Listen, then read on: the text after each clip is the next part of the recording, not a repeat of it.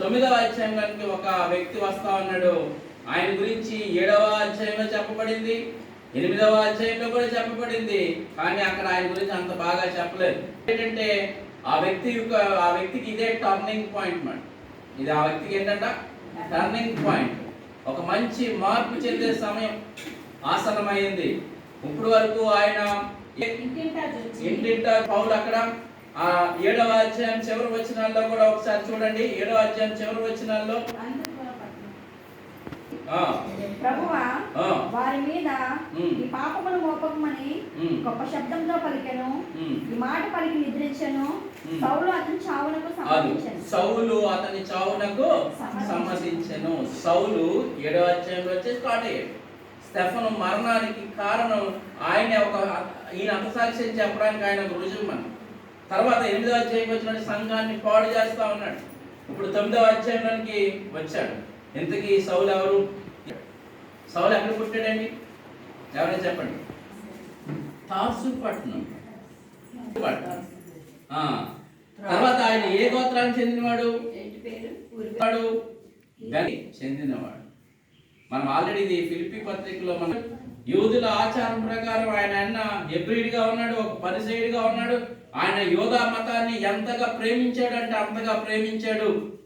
యోధా మతాన్ని బట్టి చూస్తే ఆ మతంలో చెప్పబడింది ఏంటంటే, నీ దేవుడైన యెహోవాని కాక వేరే దేవుడిని ఎవరైనా ఆరాధిస్తూ నువ్వు చంపేమనేది ఉంది. ఇప్పుడు ఈయన చేస్తున్నది రైటా రాంగా?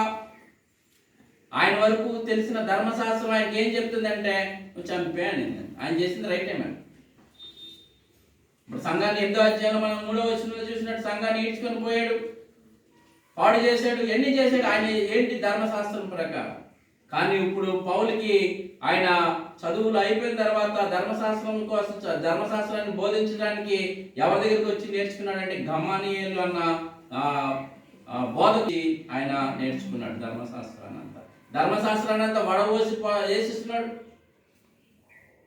రాత్రి కూడా మేము చదువుకున్నాం. పౌలు విషయంలో చదివితే ఏమాత్రం ఎక్కడైనా హెచ్చిపోతాడేమో అని సాతాను దూతగా ఉంచాడంట. ఆ ముళ్ళుని సాతాను దూతగా ఉంచాడని చెప్తాడు. రాత్రి అంతా సాతాను గురించి మీరు ఎవరు రాలేదు. మీకు చాలా విషయాలు తెలిసేమో, మీరు రాలేదు. అంటే ఆ ధర్మశాస్త్రం ప్రకారం ఆయన చేయాలని నిశ్చయించుకొని వాళ్ళందరినీ కూడా ఏం చేస్తున్నాడంటే చంపేస్తా ఉన్నాడు. కానీ రాను రాను ఆయన మనం చదువుకుంటా ఉంటుంటే చూడండి, 9వ అధ్యాయం 1వ వచనాన్ని చదువుకుంటే సౌలు ఇంకను ప్రభు యొక్క శిష్యులను బెదిరించుటను హత్య చేయుటను తనకు ప్రాణాధారమైనట్లు ప్రధాన యాజకుల యొద్దకు వెళ్ళి మార్గమందున్న పురుషులనేమి స్త్రీలనైనను వారిని బంధించి యెరూషలేమునకు తీసుకొని వచ్చుటకు సమాజంలో వారికి పత్రికలమ్మని అడిగాను.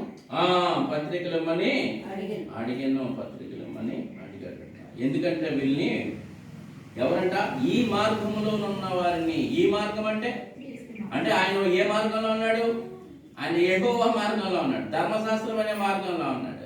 ఇప్పుడు ఇక్కడ ఏమంటున్నాడంటే ఈ మార్గంలో ముందున్న పురుషులనైనను స్త్రీలనైనను కనుగొని ఎడల వారిని బంధించి యెరూషలేమునకు తీసుకొని వచ్చేటకు దమస్కులోని సమాజము వారికి పత్రికలమ్మని అడిగాను. అతడు ప్రయాణం చేయించు దమస్కు మార్గము దగ్గరకు వచ్చినప్పుడు అకస్మాత్తుగా ఆకాశం నుండి ఒక వెలుగు అతని చుట్టూ ప్రకాశించింది. ఆకాశమందు ఒక వెలుగు ఆయన చుట్టూ ఏం చేసిందంటే ప్రకాశం.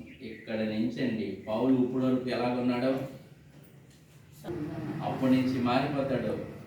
మారిపోయి ఆయన జీవితం అంతా కూడా ఇంకెలాగైతే అలాగైపోతా ఉంటుంది. అంటే చూడండి, అక్కడ మనం చదువుతున్న విషయాల్లోని అక్కడ మనం చూస్తే దేవుడు అందరికంటే సంఘానికి గొప్ప శత్రువు, అందరికంటే సంఘానికి గొప్ప ఉపదేశకునిగా మార్చే సమయం వచ్చేసింది.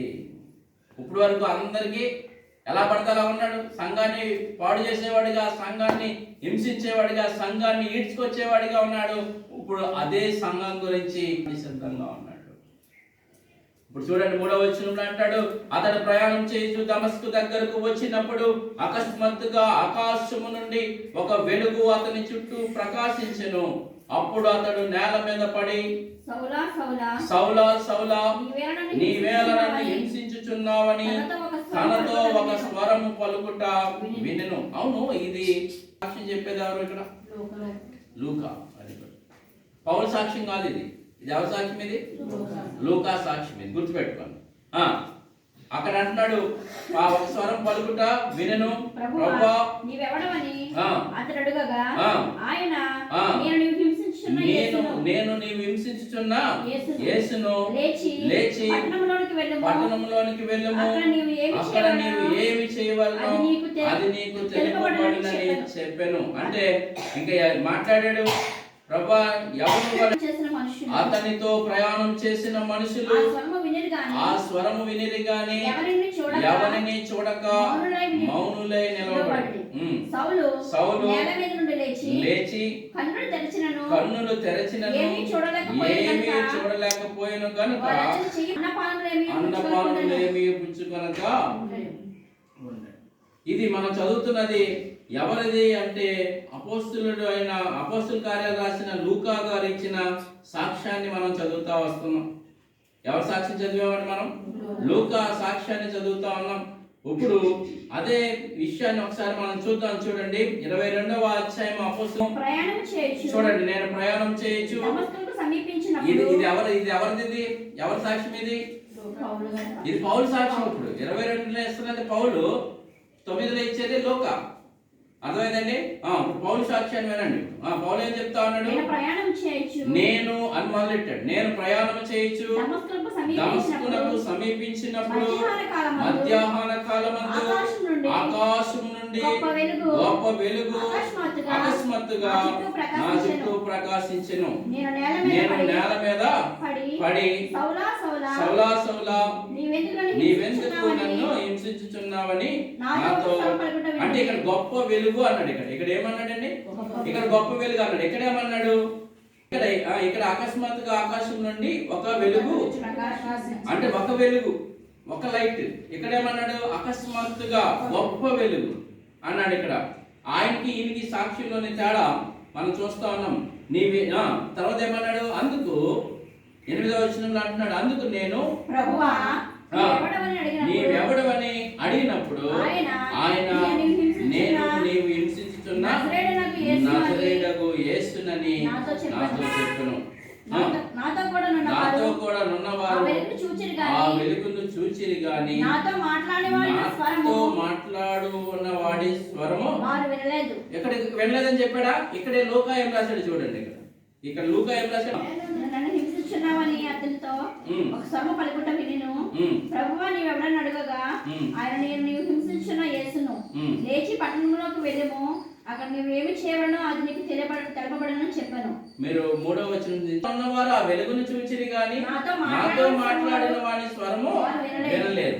అప్పుడు నేను ప్రభువా నేనేమి చేయవలనని అడుగుగా ప్రభువు నీవు లేచి దమస్కులోనికి వెళ్ళుము, అక్కడ నీవు చేయుటకు నియమింపబడిన పనియు నీకు చెప్పబడినని నాతో అనెను. ఆ వెలుగు యొక్క ప్రభావం వలన నేను చూడలేకపోయినందున నాతో కూడా నున్న వారు నన్ను నడిపింపగా దమస్కులోనికి వచ్చి తిని. ఎక్కడికి వచ్చాడంటే దమస్కులోనికి వచ్చి తిని. తర్వాత అంతటా ధర్మశాస్త్రము చొప్పున భక్తిపరుడును అక్కడ కాపురమున్న యూదులందరి చేత మంచి పేరు పొందిన వాడనైనా అననీయాను ఒకడు నా యొద్దకు వచ్చి నిలిచి, సౌలా సహోదరుడా దృష్టి పొందమని నాతో చెప్పగా ఆ గడియలోనే నేను దృష్టి పొంది అతన్ని చూసారా? ఆయన చెప్పిన మాటలు మనకి ఇక్కడికి అక్కడికి ఎంత తేడా ఉందంటే చాలా తేడా ఉంది. కానీ ఇక్కడ ఇప్పుడు ఈయన యొక్క టర్నింగ్ పాయింట్, ప్రతి ఒక్కరికి ఒక టర్నింగ్ పాయింట్ వస్తుంది. ప్రతి ఒక్కరికి ఏమొస్తుందండి? ఒక టర్నింగ్ పాయింట్ వస్తుంది. ఆ టర్నింగ్ పాయింట్ లో ఇప్పుడు ఎవరు పట్టుకున్నారంటే సంఘాన్ని హింసించే వాళ్ళు చాలా మంది ఈ రోజుల్లో ఉన్నారు. వాళ్ళందరి దృష్టి మీరు ఏమని ఆలోచించాలంటే ఏదో ఒక రోజు ప్రభువు పౌలుని పట్టుకున్నట్లుగా వాళ్ళని కూడా మనం ఆలోచించి సంఘాన్ని హింసిస్తున్నారు చాలా మంది. ఎంతో మంది సేవకులను బయట చంపుతా ఉన్నారు. ఎంతోమంది పరిస్థితులు ఉన్నాయి, కానీ అటువంటి వాళ్ళందరినీ ఒకరోజు దేవుడు సౌలుని మార్చినట్లే వాళ్ళని కూడా మార్చి వాళ్ళు చేస్తే ప్రసంగాలు చేయిస్తాడు, వాళ్ళు చేస్తే వాళ్ళని ఒప్పింపజేస్తాడు. ఇప్పుడు ఎంతోమంది జైలు శిక్ష అనుభవించి వచ్చిన వాళ్ళు కూడా చాలామంది ఏం చేస్తారంటే ప్రభువుని గురించి చెప్తారు. మనం ఏం భయపడక్కర్లేదు, కానీ మనం ఏం చేయాలంటే ఆయన యొక్క గొప్ప ఆ టర్నింగ్ పాయింట్ని మనము గమనిస్తూ ఉన్నాం. ఇలాగా ఆయన అంటే 3 దినములు చూపు లేక అన్నపానములు ఏమీయో పుచ్చుకొనక ఉండెను అనేసి చెప్తున్నాడు. నీవు అంటే నేను యేసును అన్న నీతో చెప్తాడు. అది నెక్స్ట్ ఇప్పుడు పౌలు దేవుణ్ణి అడిగిన మాట ఏంటంటే, ప్రభువా నువ్వెవరు? ఆయన దేనికోసం వస్తున్నాడు పౌలు? సౌలు ఎందుకు వస్తున్నాడు? సంఘాన్ని హింసించడానికి. ఎవరి దగ్గర? యెరూషలేములో ఉన్న 70 మంది పెద్దల్లో ఒక యాజకుడి దగ్గర నుంచి లెటర్స్ తీసుకొని, ఎఫ్ఐఆర్ లెటర్స్ తీసుకొని అవి పట్టుకోవడానికి నాకు అనుమతి ఇవ్వమని రాసుకొని అట్లా పట్టుకొని వస్తా ఉన్నాడు సంఘాన్ని వేధించడానికి. సంఘాన్ని వేధిస్తున్నప్పుడు దేవుడు ఎక్కడైనా కామ్గా ఉన్నాడా? మరి నీకెందుకు భయం? దేవుడే నాకు పట్టదో, నాకేం తెలియదు అన్నాడా? దేవుడు కొన్నిసార్లు హింసను కూడా వదులుతాడు మన మీదకి. హింసను సహించాలి. కరోనా వచ్చింది, అది దేవుడు. ఇప్పుడు రోగాలు వస్తున్నాయి, రాత్రి కూడా మాట్లాడుకున్నాం. రోగాలు సాతాను వలన కూడా వస్తాయి. తర్వాత మనుషులు వాడు దేవుడి పనిని చేయకుండా వాడు ఆయన ఏం చేస్తాడు? ఆటంకపరుస్తూ ఉంటాడు. సాతాన్ని పౌలే అన్నాడు రాత్రి మనం చదువుకున్నప్పుడు, ఏమన్నాడు? సాతాను మమ్మల్ని అభ్యంతరపరచండి. మీ దగ్గరికి రావాలని మిగుల ఆశతో మేము ఉన్నాము, కానీ సాతాను మమ్మల్ని అభ్యంతరపరచండి. జాగ్రత్త. ఎంత సాతాను ఉన్నా సరే దేవుడు మాత్రం తన పనిని తాను చేస్తాడు. సాతాను ఎక్కువ, దేవుడు ఎక్కువ? దేవుడే ఎక్కువ. సాతాను కూడా ఎవరి మాట వినాలి? దేవుని మాట వినాలి. దేవుని మాట నేను చేశాడా సాతాను? ఏం చేయలేదా? ఏం చేశాడా లేదా? ఉన్నాయా జాగ్రత్తలు ఏమన్నా లేవా? మేమతోటే వచ్చాడు. ప్రాణం మాత్రం ఎవరి చేతిలో ఉంది? యేసయ్య చేతిలో. సాతానుడు నీ దగ్గరికి నా దగ్గరికి ఎలా వస్తాడో తెలుసా? గర్జించే సింహం వల్లే కాదు, వాడు కుక్క చైన్ కట్టేసిన కుక్క ఎంతవరకు వస్తుంది? అంతవరకు వస్తుంది. దేవుడు వాడికి ఒకటి ఇచ్చాడు, ప్రాణం తప్ప మిగతా నువ్వేమన్నా చేసుకో. ఆ కుక్క ఎంతవరకు వస్తుంది అంటే దాని చైన్ ఎక్కడి వరకు రిలీజ్ అవుతుందో అంతవరకు వచ్చి బాగుబాగునే ఆగిపోవాలంతే. ఇంకా అంతకుమించి ఏమీ చేయదు. మన దేవుడు మన విషయంలో చాలా జాగ్రత్తగా ఉంటాడు.